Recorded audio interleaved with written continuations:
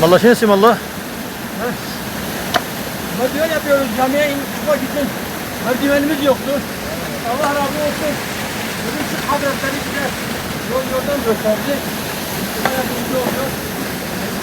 Bugün şu Hazretleri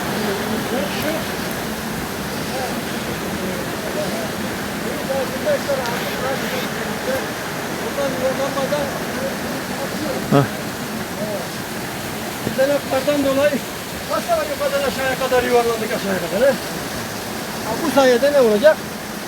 Güzel bir yolumuz olacak inşallah.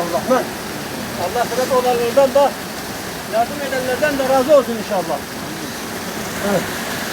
Bugün Mahmut Ağa da maşallah elinden böyle yardımı gösteriyor. Ihmal etmiyor. Sağ olsun, var olsun.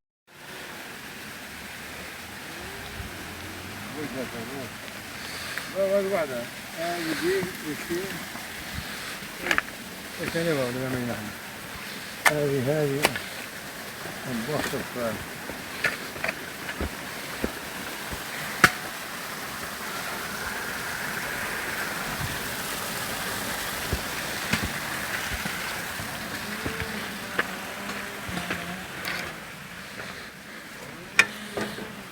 Burası Dereköy İmamı'nın evi. Öyle yolumuz gidiyor öyle aşağı doğru. Kendi imkanlarımızla yaptık. Onun etrafı da dolacak. Daha güzel olacak, daha sağlam olacak. Böyle aşağı doğru gidiyor yolumuz. Genişlettirdik yolu.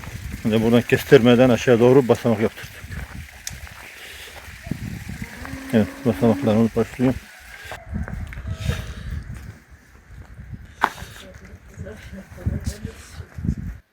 Teravih namazına gelen insanlara çay ikram ediyoruz. Camiyi ikiye böldük. Yarısı bayanlar için, yarısı erkekler için. Burası bayanların namaz kılacağı yer. Üşümesinler diye soba koyduk. İmkanlarımız bu kadar.